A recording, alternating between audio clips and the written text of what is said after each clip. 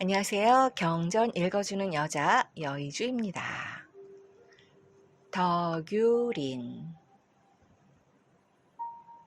인정상간이 그렇게 지극한 정성으로 청소기도를 하여 전일한 인간이 되어가는 동안 세상은 변하여 경술련에는 나라가 망하였고 연하여 이 땅이 일본의 무단 통치가 행행한 지도 이미 오래였다. 이때 이르러 사는 인정상간의 나이도 이미 32살이나 되었다. 그는 어머니 이씨 부인이나 늘 찾아와서 놀아주는 배진사의 귀여운 막내딸에게 간혹 몇 마디 했을 뿐 이제까지 누구에게도 말을 하지 않았다. 때문에 동네 누구도 그 이인천유에게 감히 말을 붙여보지 못했다. 그는 단지 새나 짐승, 풀과 나무 등을 대할 적에는 가끔 신호를 하기도 했으나 이 또한 어머니 이씨 부인 그리고 이제 10년 가까이 지낸 배진사 때 막내딸 이에는 본 사람도 들은 사람도 없었다. 그러던 어느 날이었다. 그날따라 인정상가는 이른 아침부터 집안을 깨끗이 청소해놓고 약간의 특별한 음식을 만들어두는 등 여느 날과 다른 행동을 하였는데 이씨 부인은 그 연유를 알 수가 없었다. 그리고 점심 무렵이 되자 마루에 나왔는데 마치 누군가를 기다리는 모습이었다. 그러자 과연 일각이 되어 손님이 하나 찾아왔다. 손님은 나이가 겨우 11~12살쯤 되어 보이는 어린 소녀였다. 하지만 단아한 용모에 범상치 않은 기품이 있어 잠옷 나이 어린 사람 같지 않았다. 이 소녀가 마당에 들어서자 인정상가는 마치 10년의 지기를 대하듯 마루에서 서둘러 내려와 반갑게 맞이하였다. 왔나? 예. 인정상간이나 소녀나 마치 평소부터 잘하는 사이처럼 대뜸 그렇게 묻고 답하였다. 방 안에 들어온 소녀는 먼저 이씨 부인에게 큰절을 하여 인사를 드리고 인정상간에게도 절을 올렸다. 세대 충군이더. 이는 자신의 도를 밝히는 것이었다. 인정상간은 호령이 머리를 끄덕여 소녀의 절을 받았다. 그리고 함께 점심을 들었다.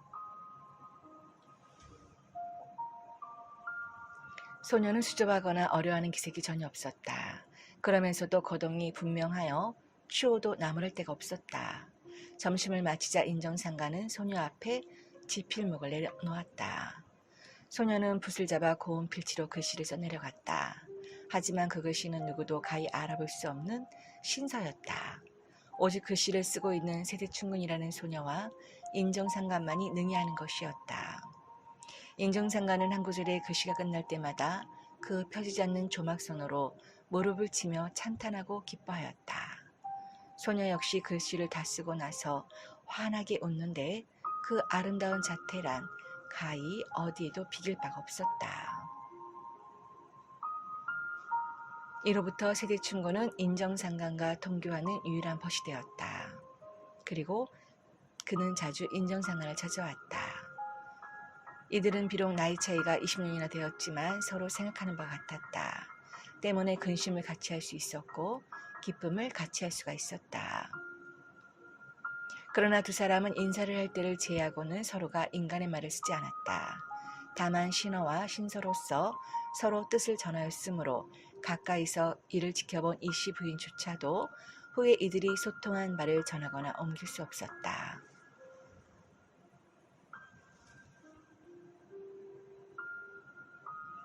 세대충군은 인정상간이 있는 은단골에서 300여리가 넘는 동해변 영덕이 사는 채판술이라는 이의 딸이었다. 본시 세대충군은 말을 하기 시작하면서부터 신이함을 드러내어 방에 홀로 두면 두 사람의 말소리가 들렸다고 한다. 하여 5살 때에는 부모가 그에게 따로 쓸 방을 하나 마련해 주었더니 날마다 신필을 써서 읽었다고 한다. 인하여 영덕고을에서는 채처자라 하면 되게 모르는 사람이 없었다. 또한 친척이나 이웃은 이미 그가 남달리 총명할 뿐 아니라 기이한 경지에까지 이르렀음을 거의 짐작하고 있었다. 비록 그러하였으나 그 채저자가 비복까지 하는 줄을 아는 사람은 없었다. 하여 그가 300여리가 넘게 떨어진 곳에 사는 여처자 곧 인정상간을 찾아다니며 교분을 쌓고 있음을 아무도 눈치지 못하였다. 비보라 함은 바로 날아서 걸어다닌다는 말인데 아마 바람처럼 날아다닌다는 뜻이 더 정확할 것이다.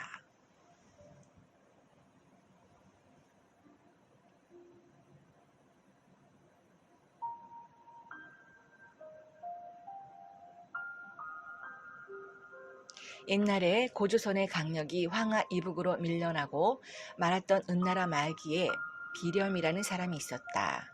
비렴은 곧 은나라 주왕의 신하로서 걸음이 지극히 빨라 하루에 능히 수천 리를 내항하였다고 한다. 비렴의 이름은 원래 바람이었는데 주나라 사람들이 우르말을 그대로 기록한다는 것이 비렴으로 했다는 것이다. 세대충고는 늘 이렇게 비보로서 비렴, 곧 바람처럼 은단골에 나타나 인정상관을 만나보고 또한 바람처럼 돌아갔던 것이다.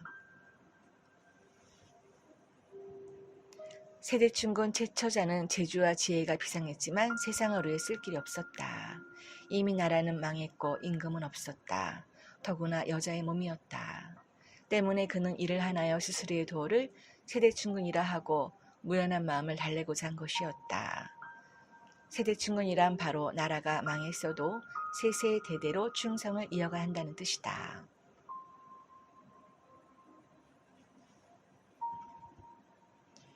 김인현의 조선천하가 온통 들고 일어난 만세 사건이 있고 나자 일본인들은 민중의 사표가 될 만한 사람들을 더욱 혈안이 되어 감시하였다.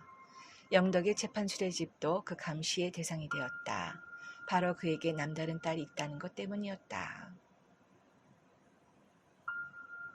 이때 이미 최처자의 신이함이 널리 알려져 원근 각처에서 찾아오는 사람들이 많았다. 연유인즉 일단 최처자의 말을 쫓아 행하고 나면 흉함이 변하여 기람이 되고 가히 병을 고칠 수 있었기 때문이다. 하여 사람들은 점을 치기 전에 최처자를 먼저 찾았고 약방이 가기 전에 최처자를 먼저 찾았다. 최처자를 찾아오는 이들 중에는 학문에 막힘이 있어 그의 해안을 빌고자 하는 학자도 있었고 또는 호기심에서 한번 만나보고자 하는 이도 있었다. 사람이 이렇게 들끓자 경찰에서는 이것이 항이라는 집회로 이어질 것을 저하여 처자의 아버지 재판수를 불러다 공갈하여 객들을 모두 내칠 것을 강권하였다. 하여 재판술은 이로부터 나날이 대문 밖을 지키며 축객에 나섰건만 친척이나 면식을 앞세워 오는 이들을 내몰 수는 없는 노릇이었다. 게다가 사람들은 너나 없이 그 집 친척과 연주를 되기 바빴고 한 다리만 건너면 또한 연이 닿지 않는 사람이 없어 날이 가도 최처자를 찾는 사람들은 조금도 줄지 않았다. 이렇게 시일이 지나다 보면 장차 집안이 결코 무사하지 못할 것이었다. 이에 재판술은 어떻게든지 이곳을 떠나 멀리 이사를 가야만 가히 안심하고 살 수 있을 것이라는 생각을 하게 되었다. 그는 은밀히 살림살이를 정리하는 한편으로 마땅히 이사할 곳을 물색하고 있었다.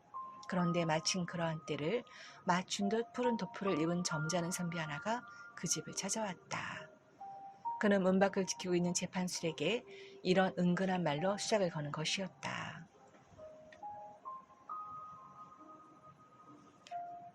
내가 이르는 대로 이사를 간다면 실로 안심하고 살 수 있을 것이오. 정녕 그의 심중을 훤히 들여다보는 듯이 하는 이 말에 재판술은 기가 쫑긋해지지 않을 수 없었다. 대체 거기가 어딘겨? 이르는 대로 따르겠신더. 대개 사람이 제대로 몸을 숨기려면 사람이 많이 모여드는 저작거리에 숨어 있어야 한다고 했어. 그래야 가장 안전하다고 말이오. 그래서 예로부터 대은은 은어시라 한 곳 아니겠소? 지금 전라도 정읍에는 각처에는 많은 사람들이 모여들고 있으니 그보다 나은 곳은 아마 없을 것이오. 장차 그곳은 반드시 지상성경이 될 것이외다. 도대체 그 정읍이란 데가 우이한 곳이길래 사람이 그리 모여든다 하시는겨? 대개 샘에는 물을 길어가기 위해 사람들이 모이긴 하려니요.